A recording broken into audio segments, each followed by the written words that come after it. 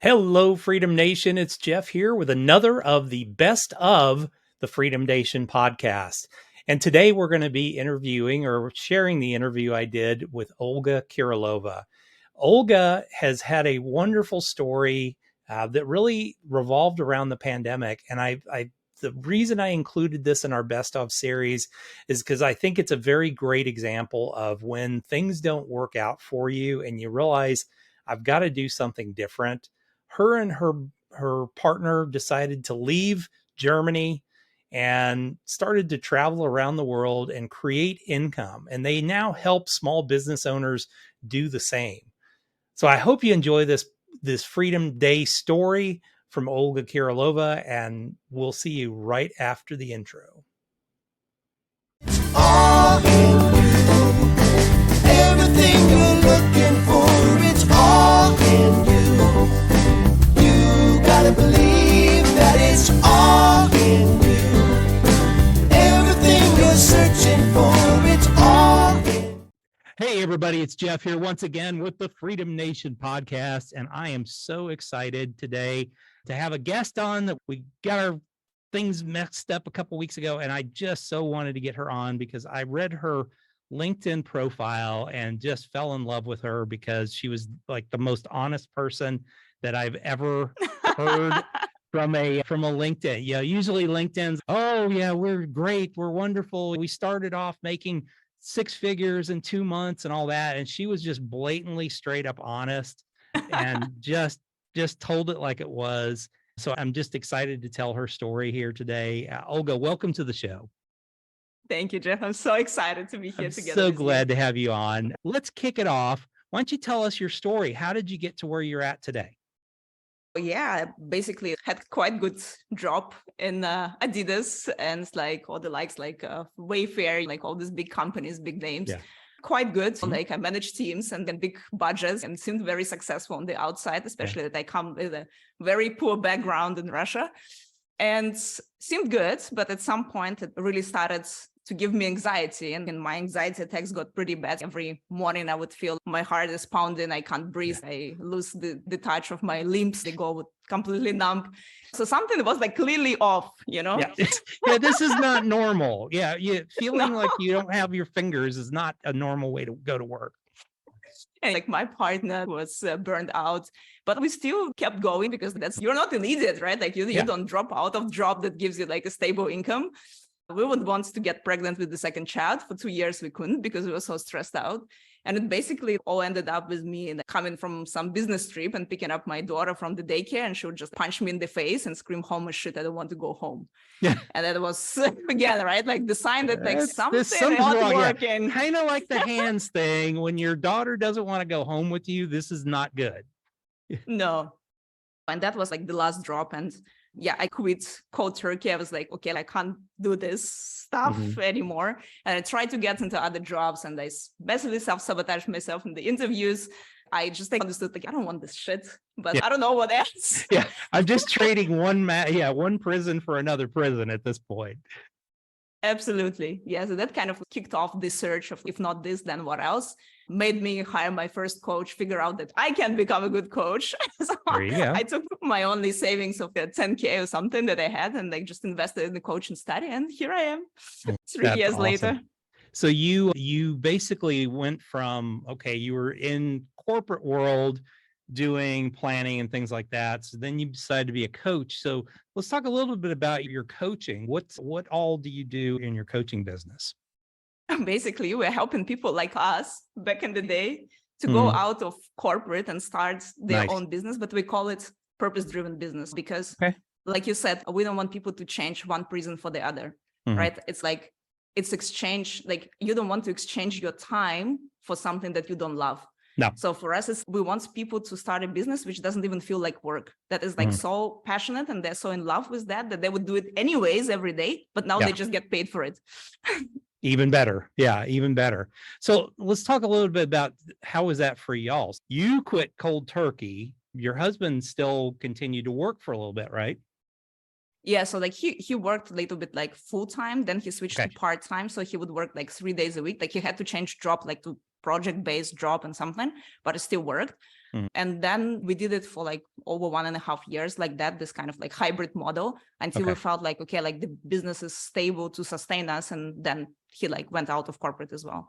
Yeah, exactly. I think the biggest thing, and I thought that the thing that attracted me most of what you'd put out on the internet, and you're, once again, you're just blatant. It's just so funny is, hey, this is what we were making. We made a lot more in our corporate jobs, but we were making this and we were able to sustain ourselves. What was that? What was that like? Because I know a lot of our audience is the old yous that are out there they're working in corporate and they want to get out there and start their own business. What was that like getting started for you?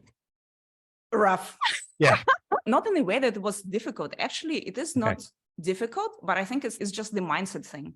Yeah. Because what people are scared the most is like what people will think of me now. That's like the new is the Joe, the director of whatever. And now I'm like, I don't know, doing cooking for a living. Like, how will people like think about me? So people don't want to like go out and promote themselves and say that they have this new business and they need to start something. So it was the same for me. Like I was struggling. I also understood like that people were attracted like a lot of times to what I was saying. And they would come on a sales call and I was shit at selling. Like I didn't sell anything to anyone. Like, so I would get no's from people. Sure. But I think that taught me so much and gave me like such a kick in the butt to really get into the nitty gritty and like really analyzing, like, where did I make the person unsafe? Why would they not trust me to work with me and go into all these things?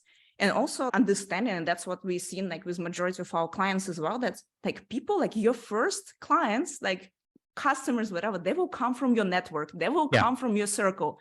And people somehow like think that they magically will put like the website out there and like all the strangers will come to them. It's all going to come in, But this doesn't happen this way. And there is nothing wrong with that because these people, they trust you because they know you, right? They have some basis of knowing you and they come to work with you and then they recommend you to someone else. So like our business, like in the first like couple of years, is just like built off referrals.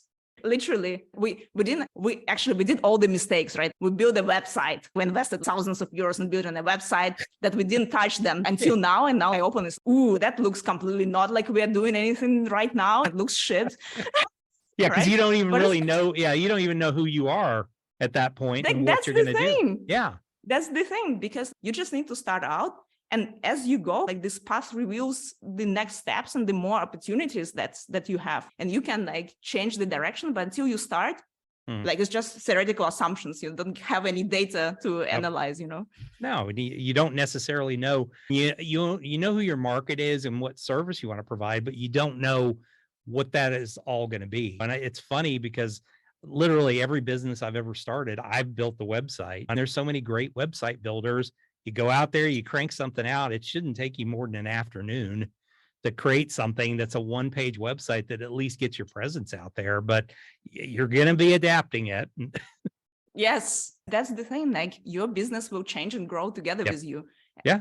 And so I think that's like how it started. First clients came from the network, then referred someone else, and then slowly, you know. Yeah, you just keep building from there. Yeah. Yeah. I think the biggest thing, I know when I was sitting in corporate, and I'm sure you same way, you get to the point where you're like, okay, I really want to go out there and do this, but I got this guaranteed paycheck that's coming in and it's so great. And it's coming in every week or every 2 weeks. How, as you transitioned, as you went from that world into creating your own paycheck, how hard was that to create that paycheck? Was it like insurmountable, or did you surprise yourself that it was a little bit easier than you thought? It was a little bit easier than we thought, because for majority of people, I would say that to sustain more or less like normal living, 100K is enough. Yes, of course, you might want more, but in terms of paying your bills, that can be like, okay. And the thing is, if you really start breaking down the numbers, and if you really simplify it to the bone, so you have the price point and the number of people. Like that's it. Do the math. You can have, you just have 20 clients for 5,000 per year. Yeah. That's it. Done. Like 20 people. Are you able to find 20 people within your networks? Yeah. And if you work like in big companies, if you work in big corporations, you have massive networks. Those people have their own networks. Like how impossible it is to find 20 people. But this is it. If you just think like this, it's way more simple than our brain makes it for us. Yes. We think, oh my God, I've got to make $100,000. But when you break it down to that simple thing, okay, my product or service is $5,000. I need 20 clients to get to 100K. You have, let's give it 250 days a year of working time. If you didn't work weekends, can you not find 20 people in 250 days? That's the thing, It's not that hard. Yeah. So that I think you and I both had the same path from the standpoint of I sort of knew what my business was going to be when I quit my job, but I did the same thing. I didn't start a new business and then I cut off cold turkey, but I at least had a plan of what I was going to do. But yeah, it's not the best way to do it, but I'd recommend if you've got the ability to start something a little slower on the side, it's a great way to get yourself proved and just think of some ways that you could, some small things that you can reward yourself with as you create that income at that point. 100%. Yeah. And I would think if you start something on the side, your first 20K, you need know nothing. You just need to know that I have some sort of offer, some sort of service or product that I have. And you just go and offer it to be like, literally just get on your WhatsApp or whatever, I don't know, like a messenger you're using, and just get to your network and say, I'm offering this. Do you know someone who would benefit from this? And to your first 20K, you need know nothing but this. But then when you made this first 20K, now you can start investing. Maybe, yes, you want to put a website like out, like as a one pager. Maybe you want to invest into like some equipment. I don't know. If you are like based online, I don't know, maybe like you want to buy a ring light or like a microphone or something.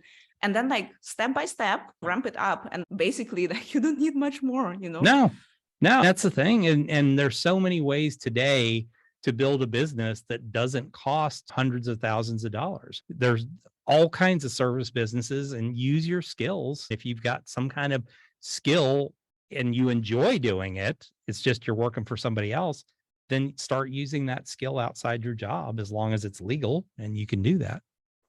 Absolutely. And like we started working now with tech entrepreneurs as well, like a lot, because we're based close to Lisbon.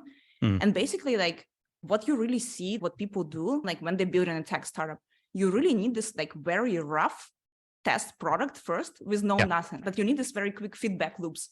So that you literally like you put out, like you said, like one page, like landing page, and you just see are people clicking on it. Like there might be even nothing on the back end. You can just say, oh, like when this like product is up, we'll let you know or whatever. But you just see if there is a demand, and you do this quick feedback loops and just understand, do people want what I'm offering? Yes or no? Yeah. Before investing thousands and thousands of euros or dollars, and you end up, you end up with something that nobody really wants. Absolutely. So this, I would really recommend people like not to be so scared. And I think like from this like corporate background, because we see these multi-billion companies and they have all ducks in the row. They have beautiful websites, they have marketing teams, they have sales teams, they have like wholesale distribution, whatever that is. And somehow we think that for us to start a business, it's this. We need like a big business plan, and we need like professional presence of sorts. And we're losing so much time on this, or like we need additional skills and education or whatnot, instead of just like really going out and trying and learning by experience and getting all this data in, and we'll be like progressing so much faster than if you're like spending years like trying to get additional education. Like sometimes I hear from people like, oh no, but before like I offer something to someone, like I first need to get my MBA. I'm like, why? All an MBA teaches you is to work for a big company. MBA is completely useless as a small entrepreneur. It's absolutely useless because it teaches you nothing of what you really need from. And I love the programs that are MBA in entrepreneurship. Okay, it's just the MBA. You said it's entrepreneurship, but it's just an MBA teaching me to work for big companies. So it's amazing. What I agree. So let's talk a little bit about your offerings for companies, because you really have two distinct groups that you work with, right? Yeah. So basically we started off helping people like us back in the day, right? To slowly go out of corporate and create a business. But we would really not want people to quit one job and recreate the same kind of like shit outside of corporate job, but now in their own business, that's even worse. You're when you become as I did, your worst boss was me. I always told myself, but at least I'm stressing out myself, not some stupid. Okay, I'll give you that one, but it's still not good. But so like we help people to find the business that like we call it purpose driven, so something that really comes like inside out, that people would feel very passionate, that it wouldn't even feel like work. But at the same time that it is profitable, right? Because we still need to pay the bills, so it's not a hobby. Absolutely. Yeah, And that's absolutely. basically what we do. We have a two-tiered approach because like in the first step, like we're helping people to find their business idea and build like what we call like a rough MVP. So like minimum viable product, or let's Yeah. call it test product to just test Mhm. on the market. And we have it like an on-demand course because we know that people in corporates sometimes need a bit more time and need to do this at their own pace. But once they are ready and the test product is ready, like we take people and we put them in a what we call a boot camp. So like we really Nice. push people for 3 weeks, Good. sell the shit out of it. Yeah. To really go out and learn the skill of sales. Like it's like to one, establish yourself as an expert in a space where you are offering something now, right? Mhm. And to learn not to be scared to sell, like test, right? You just like Yeah. go through this like test rounds, and then you take it back and you like analyze and reiterate. That's given this initial kickstart push for people to go out there and actually starts like getting the feel of getting first money in. And Yeah. it's the basis for getting this first 20K in, after which one like you can start already like investing, building something more like systemized approach to what you're doing. Absolutely. So then you also work with existing smaller startup companies. How do you work with them then? Some of the tech startups that you're working with? So yeah, because we moved to Lisbon and we saw that there are a lot of tech entrepreneurs here, right? It's amazing. And people like people are extremely stressed out, right? That's what we see from people. Like they're Yeah. stressed out and we're burnt out because they have so much pressure, because they have the investors. Investors are putting pressure and they're like going very fast paced. So we noticed that these people need like to keep this high productivity, but without stressing themselves out. So we're helping them with that. But we also try our best to work like this really purpose-driven entrepreneurs, because there are a lot of people who are doing like absolutely like mind-blowing stuff like in tech, but in the intersection of like health or consciousness and tech, creativity and tech. There is like a lot of like really amazing projects that also come like inside out because people struggled with something before, like with their health, for example, like in health insurances, not paying for something or whatever. And now they're like building the whole product around it. So it's also really interesting. Yeah. And this somehow led us to noticing also it's two very different groups and they're like so separated from each other. It's two different worlds somehow, even though like humans behind each of them. Or it's like lifestyle entrepreneurs, like hating on this, the whole tech people, like very business driven, scaling businesses and stuff. All those evil People in corporate tech, people. Yeah. Yes, exactly. Those like money making machines. Because like money is all we talk about and we're stressed out because we don't have it and we don't have this stable money coming in, but we're going to hate on everybody who's doing that. Yeah. I love it. But then you have the tech entrepreneurs who like looking down like on the lifestyle people saying, oh, like these people with no ambition. But actually like they can like have so much synergy of learning from each other, because like they could benefit from each other. So the tech entrepreneurs could benefit from this like mindset and a lot of consciousness people, like at least around us here in this community. And those guys could benefit from like really business skills from the tech entrepreneurs. So we're trying to now build this community where we like, bring both. But I honestly, I was not even aware of all this that was going on in Lisbon and in Portugal. From what you're telling me, it's like a major tech hub. Yes, it's becoming one now because it used to be cheaper than a lot of other European cities, you know. So and all you rich people move in and ruin it for everybody else. Yes, that is so awesome. It's just cool to hear. And once again, you guys are building a business steady and slow. You're not making millions of dollars a year, but you're making a good living to be able to feed your family and take care of yourselves and get to the beauty of it is you also built a business that can really be anywhere, right? Absolutely. Because and you can recreate it. It can be like online, it can be offline. And we also, like you mentioned at some point, right? Like just trying to get like different revenue streams as well. So we're not so dependent on that. It's like we started working one-on-one with people. We noticed certain tendencies or certain requests, right? That you can bundle up and create a group program out of it. Perfect. And then you can turn it in a on-demand course, which becomes your passive income, right? Just like step by step. Yeah. And for business owners that are out there that are listening to this, I take that to heart, what she's saying. You should be looking at, okay, here's my business. And then what other, mind map it out and say, what other things could I do? Is there something in my business that is a low end thing that I don't really like doing and I can't really charge enough to do it? Then maybe you could create an online course to do that. And that kind of takes that low end client out and really it allows you also to build a relationship with somebody that maybe they want that little lower end product to start with and build a relationship with you to where they might step up into personalized one-on-one. Absolutely. It's like you're preparing your next clients, right? Yeah. Like it's anyways like their choice, like whether they decide to work with you or not, but you're like bringing them into your universe and they get to know you. That's it. Absolutely. Fantastic. All right, let's make a transition into the fast 5 questions. You ready? Yes. All right. So number 1, you wake up in the morning, business is gone. You still have your contacts. You have $500 in the bank or 500 euros in the bank. You have a laptop computer, a place to live, food and drink. What are you going to do first? Basically what I did before. I have all my contacts, you said, right? So I'm just gonna reach to everybody and say, hey, because like my brain hasn't gone anywhere. Like I still have the same skills. Like I still can help people. So just get on my messengers. I don't know, WhatsApp, LinkedIn, Instagram, whatever is out there, Facebook, wherever I have to go, and just tell as many people as possible that who I am and what I do and how I can support them, right? Go and meet people outside, go to meetups, go to networking events, and just start building yourself up from scratch again. Love it. Absolutely love it. What is the biggest business mistake you've ever made? Pick one. I think, I was like, oh, too many. I think not creating strategic partnerships early on. Okay. Because when you're just like starting out, you are a no name, right? So it's good that you have your network, but at some points, like you need to get leads coming in. Like you need to have more people like getting to know you. And a lot of times, like, why would people choose you? And as like you felt me a little bit like even from my LinkedIn profile, I'm like very blunt, honest. It's not because I'm collaborating now with someone and because like I'm an official like partner of like XYZ, I instantly became better. I'm the same. So like the quality of my services are the same.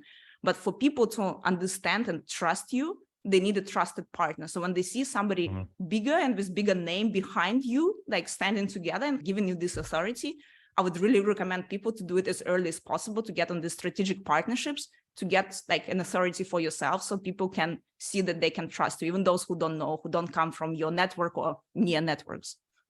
Love it. Love it. What's a good book that you would recommend for our audience?